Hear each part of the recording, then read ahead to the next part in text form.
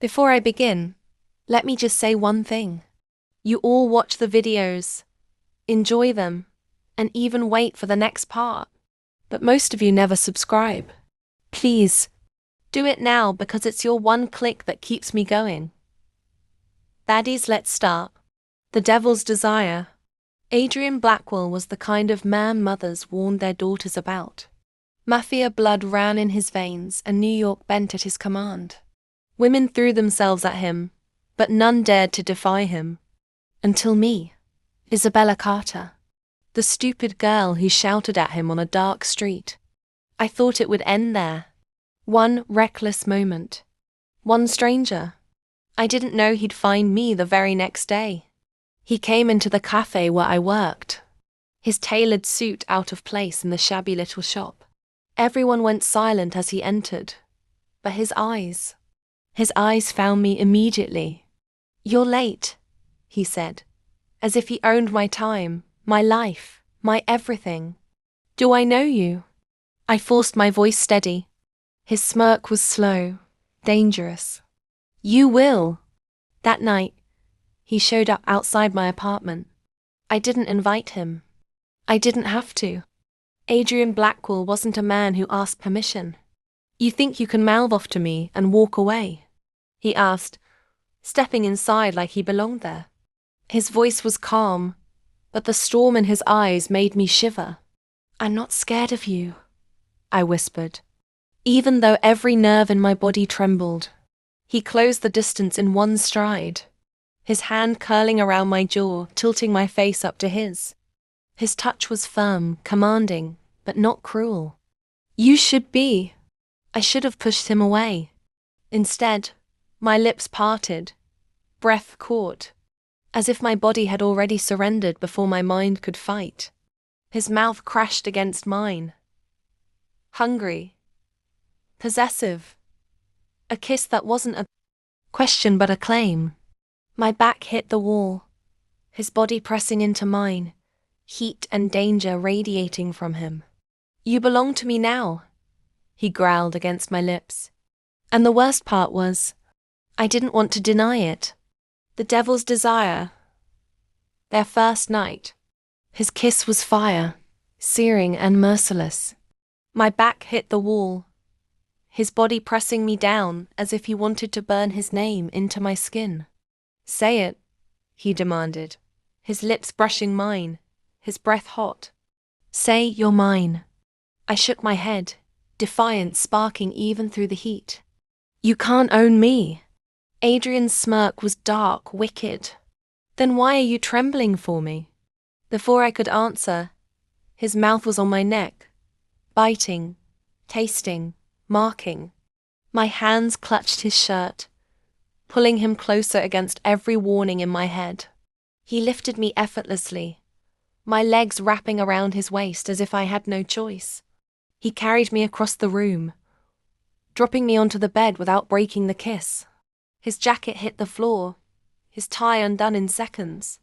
His control, slipping as his hands explored me, like he'd been waiting his whole life for this moment. "Adrian," I gasped, but the sound turned into a moan when his lips trailed down my collarbone, his teeth grazing my skin. "You drive me insane, Isabella." He growled, his hand gripping my thigh possessively. "I should stay away from you, but I'd rather ruin you." His words sent shivers through me. I wanted to fight. I wanted to resist, but my body betrayed me, arching into his touch, begging without words. His mouth claimed mine again, deeper, rougher, his hand sliding lower, daring, commanding. The world outside disappeared. There was only his weight, his heat, his hunger consuming me. That night, there were no rules, no control. Only Adrian's obsession and my surrender. And I knew this wasn't love. Not yet. It was something darker, something dangerous. But I also knew I would never escape it. Adrian's mouth was merciless on mine. But when I whimpered against his lips, he suddenly slowed. His thumb brushed my cheek, gentle in a way that didn't fit the man everyone feared. "You okay, baby girl?" he murmured, his voice still dark but soft for me alone. The endearment made my heart flip. Nobody had ever called me that. Nobody had ever looked at me like I was both precious and something they wanted to destroy. "I'm okay," I whispered, almost shy. His smirk returned, wicked, sinful. "Good. Because I'm not done with you." His hands pinned mine above my head, his weight pressing me down as his lips dragged heat down my throat. His voice dropped lower, huskier. "Tonight, you're mine. Every inch of you. And you're going to beg me to go down on you." My breath hitched, a flush of heat flooding through me. "Adrian." He cut me off, his mouth tracing fire lower across my body, his eyes burning into mine. "Just let me please you, baby girl. I'll take care of everything." For a moment, the danger vanished. His kisses turned softer, slower, like he was worshipping instead of destroying. And when his lips finally reached where I ached most, I couldn't hold back the moan that tore from my throat. He looked up at me with that devil's smirk, yet his words melted me. "Sweetheart, no one will ever touch you like this again. Only me, always me." And between the fire and the sweetness, I realized I wasn't just in danger of losing my body to him. I was about to lose my heart. The devil's desire. Chapter. His command. Adrian pulled away from the kiss, his chest rising hard against mine. His eyes were dark, burning, but there was a softness in the way his thumb traced my lip, swollen from his mouth. "Your trouble, Isabella," he muttered, almost like a complaint. Then his smirk curved, dangerous. "And I like trouble." Before I could reply, he sat back on the edge of the bed, legs spread wide, powerful, commanding. He patted his thigh, eyes locked on me. "Come here," he ordered, voice low and irresistible. My breath caught. "Adrian, sit on my lap like a good girl," he said, his tone dark silk. "Don't make me drag you." Heat rushed through me, my body already moving before my mind caught up. I climbed into his lap, straddling him, my hands gripping his shoulders for balance. His smirk deepened as his hands slid over my hips, pulling me even closer until I could feel just how hard he was beneath me. "Good girl," he whispered against my ear, his lips brushing my skin. "Now beg me to please you." I shivered, caught between his dominance and the way his voice softened when he said "good girl," like I was both his weakness and his possession. And when his mouth found mine again, deep and consuming, I didn't care if I was surrendering to the devil himself, because in his arms, I didn't feel afraid. I felt alive. Adrian's grip on my waist tightened as I sat on his lap. His lips hovered just above mine, teasing me, controlling me. "You look good here," he murmured, voice rough. "Right where you belong." I swallowed, but my hips betrayed me, shifting against him. He groaned low, his eyes darkening. "Careful, baby girl. Move like that again and I'll take you right here." His hand slid up my thigh, fingers digging in possessively. "Say it, say you're mine." I'm yours," I whispered, the words torn from me. His smirk turned feral. "Good girl." And then his mouth claimed me again, hotter, deeper. I melted into him, my body surrendering even as my mind screamed that I was in too deep. Chapter 4. The devil at my door. The next morning, I thought I could escape him. I thought maybe it was just one night of madness. But when I opened my apartment door to leave for work, Adrian was already there, leaning against the wall like he owned the building. "You didn't think I'd let you walk away, did you?" he asked lazily, but his eyes were anything but casual. "Adrian." He cut me off, stepping inside, closing the door behind him. "From now on, I'll take you to work. I'll pick you up. I'll decide who gets near you. That's insane, I snapped.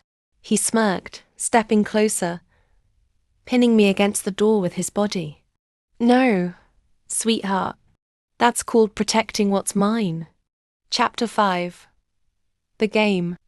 Adrian wasn't just dangerous in the streets. He was dangerous in the quiet moments too. That night, he pulled me onto his lap again. This time in his penthouse, city lights glowing behind us. Take your time, he whispered, his hand guiding mine to his chest. Explore me. I want to see how badly you want this. I shivered under his gaze, my hands trembling as I touched him. His breath hitched, but his control never broke. Then, his grip tightened on my hips. Now move. Ride me. Like a good girl. Heat flooded through me as I obeyed. And the look in his eyes when I did made my knees weak. It wasn't just lust. It was hunger. Obsession. Chapter 6. His obsession. Days blurred. Adrian was everywhere. Picking me up, dropping me off, watching me like a hawk. At first I fought it. His dominance, his arrogance. But every time he touched me, every time he whispered in my ear, "Please me, baby girl. Go down on me. Sit on my lap like a good girl." My resistance melted. But with Adrian, sweetness came too. He'd tuck me against his chest after, pressing soft kisses to my forehead when I least expected it. He brushed my hair back gently, whispering, "You're safe with me." And that was the most dangerous part, because the devil wasn't supposed to make me feel safe. Chapter 7. The First Crack. One night, I woke up in his arms. His chest rose and fell steadily, but his grip around me was tight, almost desperate. "Adrian?" I whispered. His eyes opened instantly, stormy and vulnerable all at once. He didn't speak for a moment. Then, in a voice so low it almost broke me, he said, "Don't ever leave me, Isabella." And that was when I realized this wasn't just obsession anymore. It was something deeper, darker, something neither of us could escape. Adrian dragged me onto his lap, his grip firm, eyes blazing like I was his personal sin. "Do you know what you do to me, Isabella?" He rasped, his lips brushing my ear. My breath trembled. "Adrian." He cut me off, his hand sliding into my hair, tugging just enough to make me gasp. "Every time you look at me with those innocent eyes, all I can think about is ruining you, tasting you, owning you." His mouth claimed mine, rough and hungry. Then he pulled back, smirking. "Sit still. Don't move unless I tell you." My pulse thundered as his hands roamed lower, teasing, pushing me closer to the edge. His command was sharp, dominant, but his lips against my jaw turned soft suddenly, almost tender. "Please me, baby girl," he whispered, dark and sweet at once. "I'll give you everything you want. But first, I want to watch you beg." Heat surged through me as his fingers tightened on my hips, guiding me. The combination of his rough control and those rare soft words was addictive. Every kiss was a punishment, every touch a reward. I gave in completely, my body surrendering to his, my mind drowning in the dangerous truth. Adrian Blackwell wasn't just a man. He was the devil in disguise. And the worst part, I didn't want to be saved. Adrian's grip tightened around my waist as I tried to shift away. A dangerous smirk curved his lips. "Where do you think you're going, baby girl?" I swallowed. You're too much." He tilted his head, his icy blue eyes drilling into me. "You haven't even seen too much yet." Before I could reply, he dragged me back onto his lap, his hands sliding over my thighs possessively. My heart pounded as his voice dropped, husky and commanding. "Sit on my lap like a good girl. Don't fight me." Heat shot through me at his words. My body obeyed before my mind could protest. I straddled him, knees pressing against his sides, feeling the raw power of him beneath me. His hands gripped my hips, guiding me slowly. That's it. Just like that. Please me, baby girl. My breath hitched. His lips crushed mine, hot and consuming, while his hands moved lower, teasing, making my body arch helplessly against him. Adrian, I gasped, nails digging into his shoulders. Say it, he demanded, his voice dark silk. Support me by subscribing and commenting. Down below, also like and share, and of course,